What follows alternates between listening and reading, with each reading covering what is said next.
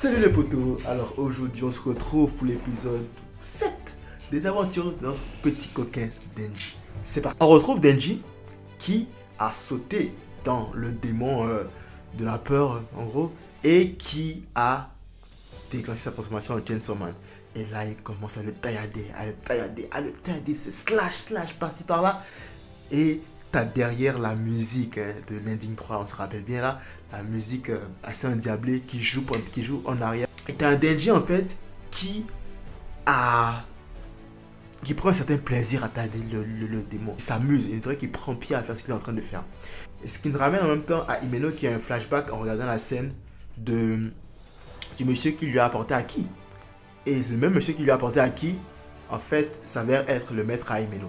Et il lui explique que les personnes qui peuvent avoir une chance contre le démon des armes, ce sont ceux qui n'ont pas la tête bien, qui ne sont pas bien dans leur tête. Parce que ça prend quelqu'un de fou pour pouvoir faire face au démon des armes. À quel point ce démon-là, en fait, il est dangereux. Du coup, il lui demande, est-ce qu'elle pense que Haki pourra faire face au démon des armes? Elle lui dit honnêtement non.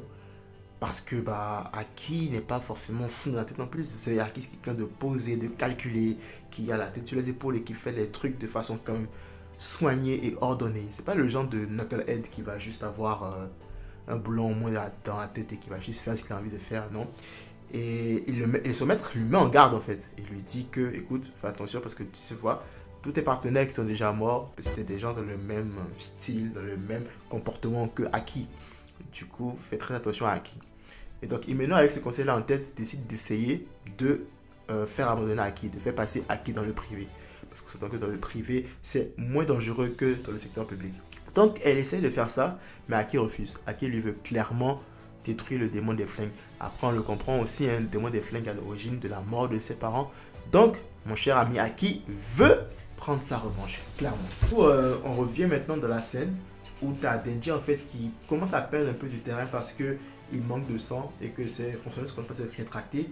Et donc, au moment où il faiblit, tu as Himeno qui l'aide avec sa main fantôme là et le réactive. Mais en le réactivant, on voit que Denji en fait a avalé du sang du démon en question. Et donc Denji a trouvé l'invention qui lui donnera le prix Nobel de physique. C'est-à-dire que quand il boit le sang d'un autre démon, ça lui permet de se régénérer cette tronçonneuse. Alors oui, il ne va pas du sang clairement, mais tant qu'il se nourrit du sang d'un autre démon, et il arrive à régénérer cette tronçonneuse et arrive encore à tourner à pleine puissance. Et alors que ce démon semble intuable, ça veut dire que plus il taille le démon, plus il aura du sang et plus ça va continuer à l'infini. En fait, ce combat n'aura pas de fin techniquement parce que le démon il est intuable et Denji, plus il le taille, plus le sang sort, plus Denji se régénère et jamais Denji n'est fatigué. Alors donc ce combat a duré pendant 3 jours où Denji tailladait sans relâche le démon en question. Puis finalement, le démon demande à Denji de le tuer. Trop c'est trop. Quand le démon dit mec tue-moi c'est bon. Voilà mon cœur. Vas-y, bute-moi, j'en ai marre, je souffre trop. Trop c'est trop. Et donc là Denji le tue. Et ils peuvent sortir en fait. Denji a sauvé Haki, Himeno et toute la clique. Donc ils ont réussi à récupérer une douille du démon des armes. Et donc Denji, une fois avoir réalisé son exploit, s'évanouit parce que oui, malgré ça qu'elle a quand même perdu beaucoup de sang et bon voilà quoi, il doit se reposer, il a quand même combattu 3 jours, on tient à le rappeler. Il a tailladé un monstre pendant 3 jours, jour et nuit, sans une seconde d'arrêt. Incroyable. Bref, t'as Himeno et Haki qui sont un peu plus tard allés à la chasse d'un autre démon et qui ont réussi à trouver une petite douille du démon des armes. Pas très grande, mais qui signifie quand même beaucoup. Et t'as Himeno qui parle à Haki du banquet qu'ils ont pour le nouveau en fait. Et là, il lui annonce que Kobeni et Arai vont rejoindre le privé. Après, c'est une bonne décision de leur part, hein, si vous voulez mon avis. Ils n'avaient pas vraiment grand chose à faire dans le public et c'est clair qu'ils allaient se faire tuer tôt ou tard s'ils continuent dans cette lancée-là. Cette fois-ci, ils ont eu de la chance, mais je ne donne pas cher de si jamais ils continuent dans le public pour les prochaines missions. Bref, donc il y a un dîner qui se prépare. Puis Taki qui dit que ce dîner ne peut se faire que cette semaine parce que la semaine prochaine, Makima n'est pas là et il tient absolument à ce que Makima soit là à ce dîner-là. Du coup, Himeno entame le sujet de Makima et demande à Haki en fait quel est le problème de Makima avec Denji. Parce que Denji n'est pas un gars normal, ça c'est sûr. Après avoir vu la réaction du démon face à Denji et l'intérêt que Makima porte autant à Denji, elle se demande en fait, mais c'est quoi le truc avec Denji? Aki lui-même ne le sait pas. Et du coup, ça reste un mystère pour le moment. Bref, hein, le banquet est là, ça boit. Et je pense qu'ils sont rejoints par d'autres Devil Hunters qui sont dans le privé et dans le public. Bref, hein, tu sais, ça boit, ça part en rigolade, ça joue, ça danse.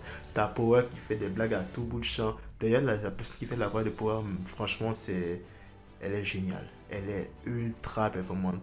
Juste, je ne peux plus associer cette voix à une autre personne que Power. C'est tellement drôle, genre l'intonation même de la voix en fait. Je ne peux pas le prononcer, mais vous avez compris. Ah, c'est juste beau, c'est juste drôle à entendre. Genre, dès qu'elle prend la parole, ne serait-ce que pour dire quelque chose, de toute façon, elle dit jamais rien de sérieux, elle. À chaque fois qu'elle prend la parole, genre, j'ai un guiglement, genre, je commence à rire déjà parce que.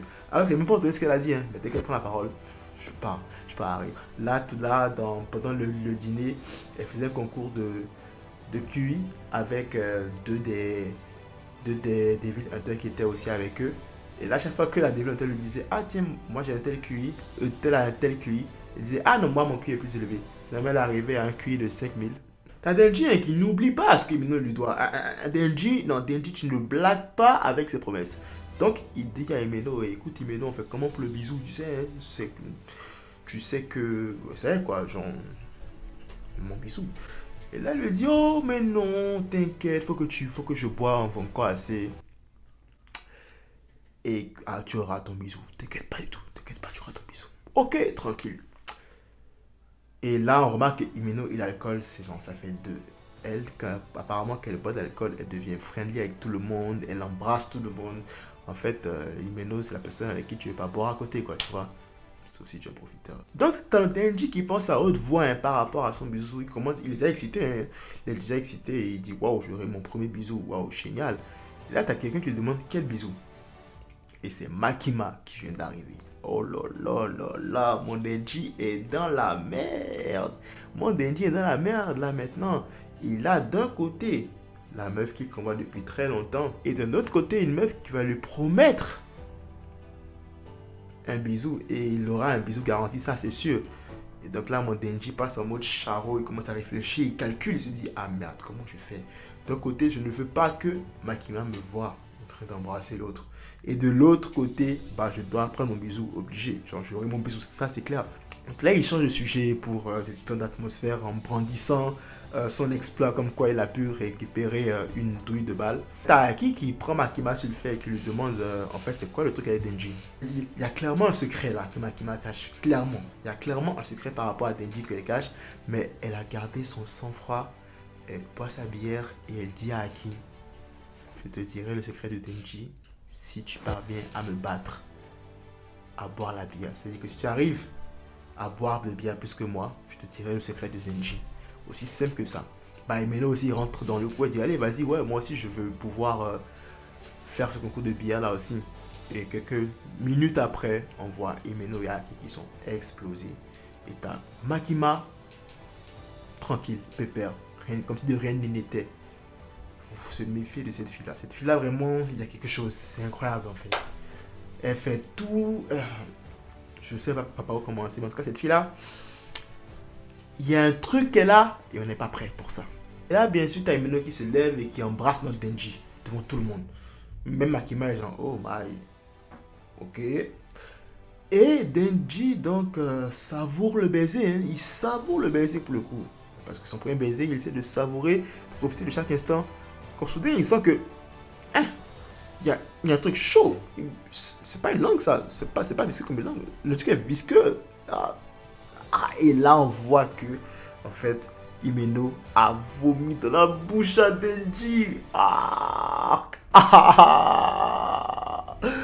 Punaise. Je vous jure que 2 minutes avant, je mangeais. 2 minutes avant, je viens de finir mon repas. Et heureusement d'ailleurs, parce que sinon, waouh, ça aurait été un beau désordre. Je n'ose même pas imaginer en fait ce qui s'est passé pour ces poules, les gens qui ont le vomi facile en fait. Mais en tout cas, c'était bien joué. C'était vraiment bien joué comme scène parce que c'était archi drôle. Et du coup, tu as Denji qui sait pas, le pauvre, hein. Sa première fois où il touche des seins, il touche des coussinets. Son premier baiser, bah, c'est du vomi.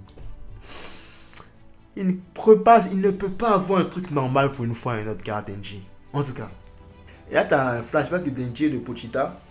Quand Denji fouillait les poubelles pour manger les restes de nourriture, il avait vu des rats en fait bouffer du vomi. Il se disait, mais il faut être maso, il faut être malade, il faut être fou pour moi pour manger du vomi. C'est quoi ce désordre? Et là, la retourne à Denji. Maintenant, c'est toi, hein? À cause de femmes. À cause de femmes, Denji. Et là, monsieur, t'as Denji qui est en train de dégueuler dans les toilettes avec Arai qui s'occupe de lui. Et apparemment, Arai, c'est un truc qu'il a l'habitude de faire parce que sa mère était alcoolique et il devait très souvent s'occuper d'elle quand elle rentrait du travail et qu'elle vomissait. Pas eu une histoire facile, le pauvre Boog. Et du coup, Arai confie à Denji qu'il est jaloux de lui parce que Denji est courageux et que Denji est fort. Et là, Denji, je ne sais pas s'il a fait exprès ou c'est juste que c'est instinctif parce que c'est Denji. Il lui dit, wesh, t'es jaloux de moi? T'es sérieux, t'es jaloux de moi? Mon premier baiser, c'est du vomi. Et t'es jaloux de moi? Là, maintenant, t'es jaloux de moi. T'es sérieux, mec? Et là, bah, je sais pas si c'était l'effet voulu, mais Arai s'est mis à partir en rire. Et puis, c'est un peu détendu l'atmosphère. Et je pense que ça a un peu quand même calmé Arai au niveau de ses émotions. Donc, ça y est, c'est la fin. Hein. C'est l'heure de rentrer. Tout le monde doit rentrer. Vas-y, c'est l'heure, on rentre. Et là, t'as Makima qui s'assure que tout le monde rentre bien. Et là, elle dit, mais où est Denji? Ah, vous savez, hein, on sait tous comment ça se finit cette affaire-là. Quand on ne trouve pas un de nos bugs là, et qu'on ne trouve pas non plus quelqu'un d'autre, ah, on sait que notre bug a été emporté. Et bien c'est ce qu'on a vu, notre gars Denji a été emporté par Himeno, kidnappé hein, littéralement. Et Denji se réveille quelque part, je ne sais pas où il est étourdi. Et là, tu as Himeno qui débarque en petite tenue vers lui. Et là, elle le chauffe un peu. On dirait qu'elle-même ne s'est pas rendu compte qu'elle a amené Denji chez elle. En tout cas, je ne sais pas si elle dit la vérité ou non. Bref, c'est pas un problème. Et là, elle se rapproche de Denji dangereusement. Et elle lui dit, est-ce que tu veux le faire? Oh, sacré vénard ce Denji. Un sacré vénard. En fait, il passe de souffrir chaque jour, de se battre chaque jour pour sa vie, de décher à chaque jour d'avoir une vie vraiment ultra difficile, à avoir tous les rêves de la plupart des hommes se réaliser en pas moins de 4-5 jours. Comme un ami à moi le dit si bien, tu n'oublies personne. Voilà, c'est tout pour la revue de cet épisode de Chainsaw Man qui était vraiment cool. On a eu de la baston, on a eu de la petite histoire et on a eu des choses drôles. On a eu aussi un petit mystère qui a commencé à sortir, mystère comme quoi, les mystères sur ce que Denji est réellement et pourquoi il suscite autant d'intérêt, que ce soit auprès des démons ou de Makima. Du coup, on espère qu'on aura quelques révélations d'ici la fin de la saison. Mais d'ici là, franchement, rien à dire sur cet épisode. Cet épisode était bien. Et personnellement, je continue vraiment d'avoir du plaisir en regardant Chainsaw Man. Parce qu'à chaque fois que je commence un épisode de Chainsaw Man, je ne sais absolument pas à quoi m'attendre. Est-ce que j'aurai droit à de l'action? Est-ce que j'aurai droit à du suspense? Ou est-ce que j'aurai droit à des conneries de Denji ou de Power? Et du coup, c'est ça qui fait en fait le charme de l'œuvre finalement. Et je trouve que c'est vraiment cool. Après, je me dis, les choses sérieuses vont sûrement peut-être bientôt commencer. Mais en tout cas, peu importe ce qui m'amène chaque semaine, moi je prends et je suis chaud. Si vous avez aimé la revue, n'hésitez pas à liker et à laisser un commentaire. D'ailleurs, j'aimerais bien savoir comment vous avez vécu la scène IBC de Denji. J'ai envie de m'éclater un peu. Si vous n'êtes pas déjà abonné, abonnez-vous à moi, ça me fait plaisir, ça me fait plus de monde dans mon équipage. D'ici là, prenez tout soin de vous et de vos proches. Je vous accompagne.